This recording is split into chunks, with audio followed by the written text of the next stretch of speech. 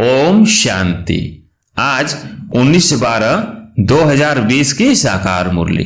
पहले सुनते हैं मुरली के कुछ मुख्य पॉइंट्स। आज बाबा ने कहा, मनुष्य गुरुओं आदि को माथा टेकते हैं क्योंकि घर बार छोड़ पवित्र बनते हैं। बाकी उनको पूज्य नहीं कहेंगे। पूज्य वो जो किसको भी याद ना करे। सन्यासी लोग ब्रह्म तत्व को याद करते हैं ना, प्रार्थना करते हैं। सतयुग में कोई को भी याद नहीं करते। बाप बच्चों को बैठ समझाते हैं, मीठे मीठे बच्चों, अपने को आत्मा समझो और बाप को याद करो। बाप ही पतित पावन है।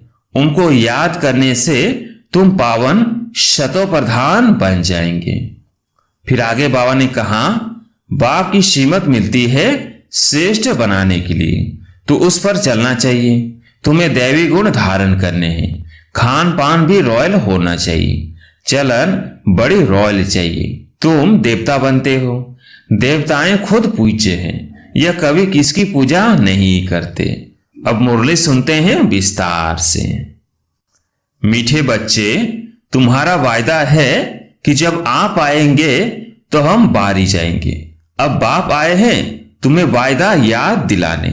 प्रश्न, किस मुख्य विशेषता के कारण पूज्य सिर्फ देवताओं को ही कह सकते हैं? उत्तर, देवताओं की ही विशेषता है जो कभी किसी को याद नहीं करते, न बाप को याद करते, न किसी के चित्र को याद करते। इसलिए उन्हें पूज्य कहेंगे। वहां सुख ही सुख रहता है, इसलिए किसी को याद करने की दरकार नहीं। अभी तुम एक बाप की याद से ऐसे पूज्य पावन बने हो जो फिर याद करने की दरकार ही नहीं रहती है। ओम शांति। मीठे मीठे रूहानी बच्चे, अब रूहानी आत्मा तो नहीं कहेंगे। रूह अथवा आत्मा एक ही बात है। रूहानी बच्चों प्रति बाप समझाते हैं, आगे कभी भी आत्माओं को परमपिता परमात्मा ने ज्ञान नहीं दिया है। बाप खुद कहते हैं, मैं एक ही बार कल्प के पुरुषोत्तम संगम युग पर आता हूं। ऐसे और कोई कह न सके सारे कल्प में शिवाय संगम युग के। बाप खुद कभी आते ही नहीं। बाप संगम पर ही आते हैं जबकि भक्ति पूरी होती है। और बाप फिर बच्चों को बैठ ज्ञान देते हैं। अपने को आत्मा समझ और बाप को याद करो। यह कई बच्चों के लिए बहुत मुश्किल लगता है बहुत सहज, परंतु बुद्धि में ठीक रीति बैठता नहीं है। तो घड़ी घड़ी समझाते रहते हैं, समझाते हुए भी नहीं समझते हैं। स्कूल में टीचर 12 मास पढ़ाते हैं, फिर भी कोई नापास हो पड़ते हैं। यह बेहद का बाप भी रोज बच्चों को पढ़ाते हैं, फिर भी कोई को धारणा होती है, कोई भूल जाते हैं। मुख्य बात तो यही समझाई जाती है कि अपने को आत्मा समझो और बाप को याद करो। बाप ही कहते हैं, मामेकम याद करो, और कोई मनुष्य मात्र कभी कह नहीं सकेंगे। बाप कहते हैं, मैं एक ही बार आता हूं। कल्प के बाद फिर संगम पर एक ही बार तुम बच्चों को ही समझाता हूं। तुम यह ज्ञान प्राप्त करते हो, दूसरा कोई लेते ही नहीं। प्रजापिता ब्रह्मा के तुम मुख वंशावली ब्राह्मण इस ज्ञान को समझते हो, जानते हो। कल्प पहले भी बाप ने इस संगम पर यह ज्ञान सुनाया था। तुम ब्राह्मणों का ही पाठ है। इन वर्णों में भी फिरना तो जरूर है, और धर्म वाले इन वर्णों में आते ही नहीं। भारतवासी ही इन वर्गों में आते हैं। ब्राह्मण भी भारतवासी ही बनते हैं, इसलिए बाप को भारत में आना पड़ता है। तुम हो प्रजापिता ब्रह्मा के मुख वंशावली ब्राह्मण। ब्राह्मणों के बाद फिर है देवताएं और क्षत्रिय। क्षत्रिय कोई बनते नहीं है। तुमको तो ब्राह्मण बनाते हैं, फिर तुम देवता बनते हो। वही फिर धीरे धीरे कला कम होती तो उनको क्षत्रिय कहते हैं। क्षत्रिय ऑटोमेटिकली बनना है। बाप तो आकर ब्राह्मण बनाते हैं, फिर ब्राह्मण से देवता, फिर वही क्षत्रिय बनते हैं। तीनों धर्म एक ही बाप अभिस्थापन करते हैं। ऐसे नहीं कि सतयुग त्रेता में फिर आते हैं। मनुष्य न समझने के कारण कह देते सतयुग त्रेता में भी आते हैं। बाप कहते हैं मैं युगे युगे आता नहीं हूं, मैं आता ही हूं एक बार। कल्प के संगम पर तुमको मैं ही ब्राह्मण बनाता हूं, प्रजापिता ब्रह्मा द्वारा। मैं तो परम धाम से आता हूं। अच्छा, ब्रह्मा कहां से आता है? ब्रह्मा तो 84 जन्म लेते हैं, मैं नहीं रहता हूं। ब्रह्मा सरस्वती जो ही विष्णु के 2 रूप लक्ष्मी नारायण बनते हैं, वही 84 जन्म लेते हैं। फिर उनके बहुत जन्मों के अंत में प्रवेश कर इनको ब्रह्मा बनाता हूं। इनका नाम ब्रह्मा मैं रखता हूं। यह कोई इनका नाम अपना नहीं है। बच्चे का जन्म होता है तो छठी करते हैं, जन्मदिन मनाते हैं। इनकी जन्म पत्री का नाम तो लेखराज था, वह तो छोटेपन का था, अभी नाम बदला है, जबकि इनमें बाप ने प्रवेश किया है संगम पर। शो भी नाम बदलते तब है जबकि यह वानप्रस्थ अवस्था में है। वह सन्यासी तो घर बार छोड़ चले जाते हैं, तब नाम बदलता है। ये तो घर में ही रहते हैं। इनका नाम ब्रह्मा रखा क्योंकि ब्राह्मण चाहिए ना। तुमको अपना बनाकर पवित्र ब्राह्मण बनाते हैं। पवित्र बनाया जाता है, ऐसे नहीं कि तुम जन्म से ही पवित्र हो। तुमको पवित्र बनने की शिक्षा मिलती है। कैसे पवित्र बने, वो है मुख्य बात। तुम जानते हो कि भक्ति मार्ग में पूज्य एक भी हो नहीं सकता। मनुष्य गुरुओं आदि को माथा टेकते हैं क्योंकि घर बार छोड़ पवित्र बनते हैं। बाकी उनको पूज्य नहीं कहेंगे। पूज्य वो जो किसको भी याद ना करे। सन्यासी लोग ब्रह्म तत्व को याद करते हैं ना, प्रार्थना करते हैं। सतयुग में कोई को भी याद नहीं करते। अब बाप कहते हैं तुमको याद करना है एक को, वो तो है भक्ति। तुम्हारी आत्मा भी गुप्त है। आत्मा को यथार्थ रीति कोई जानते नहीं। सतयुग त्रेता में भी शरीरधारी अपने नाम से पाठ बजाते हैं। नाम बिगड़ तो पाठधारी हो न सके। कहां भी हो शरीर पर नाम जरूर पड़ता है। नाम बिगड़ पाठ कैसे बजाएंगे?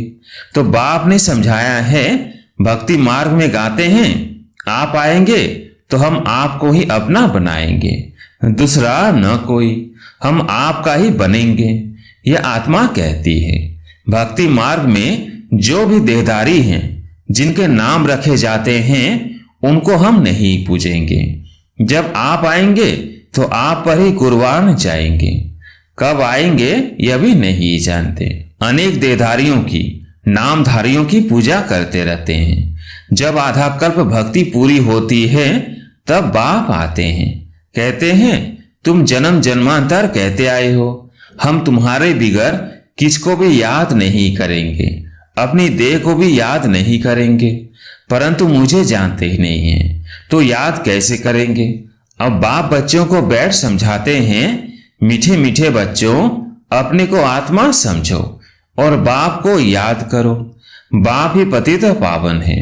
उनको याद करने से तुम पावन शतो प्रधान बन जाएंगे। सतयुग त्रेता में होती नहीं। तुम कोई को भी याद नहीं करते, न बाप को न चित्र को। वहां तो सुख ही सुख रहता है।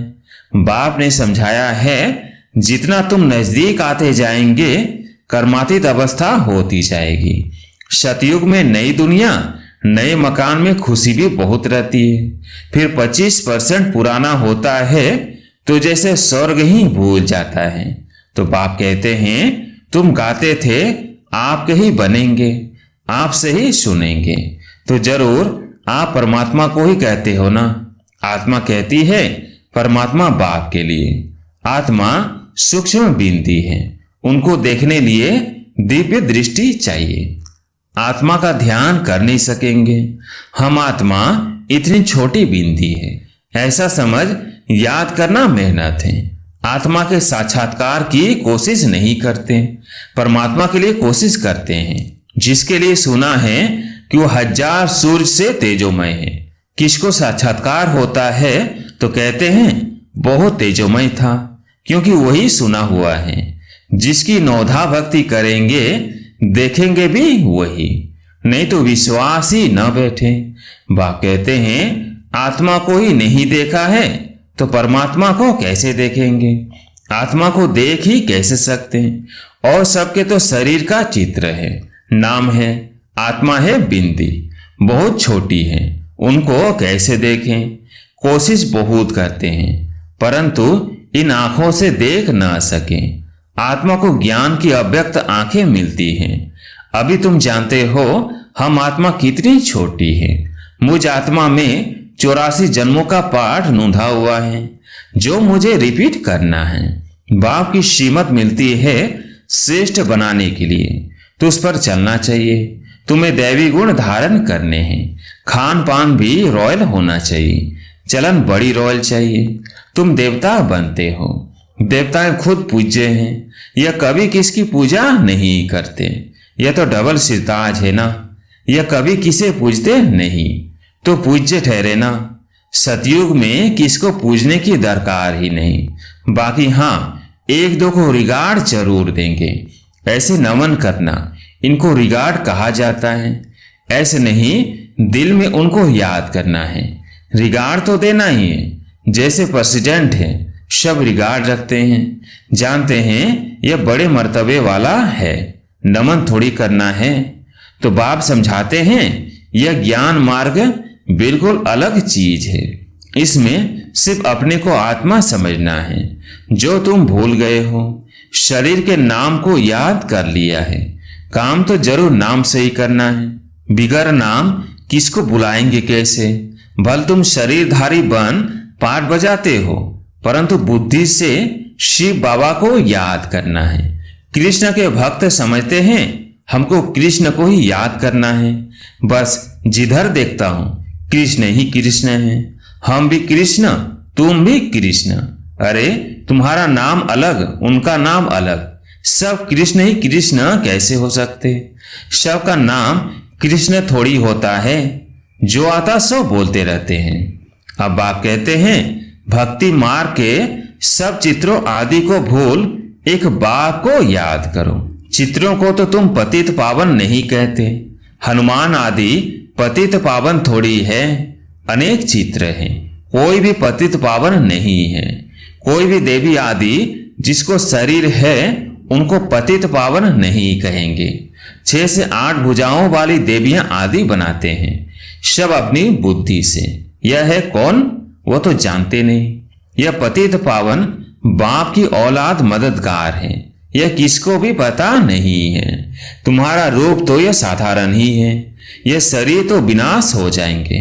ऐसे नहीं कि तुम्हारे चित्र आदि रहेंगे, ये सब खत्म हो जाएंगे।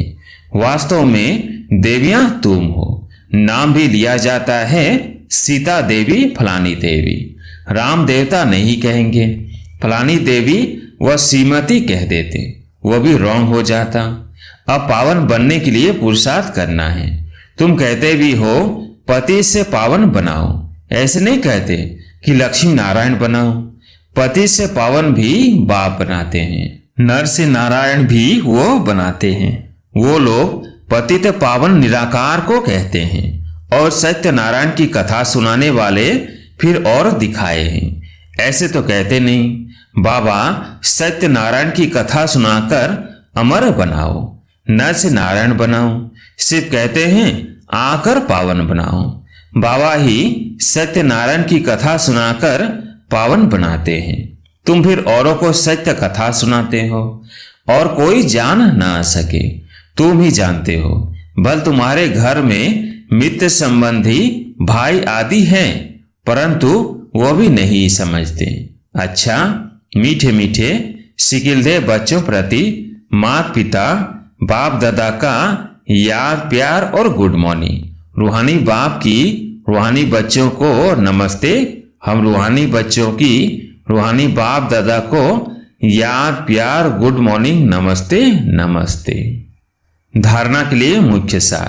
पहला पॉइंट, स्वयं को श्रेष्ठ बनाने के लिए बाप की जो श्रीमत मिलती है उस पर चलना है। दैवी गुण धारण करने हैं। खान पान चलन सब रॉयल रखना है।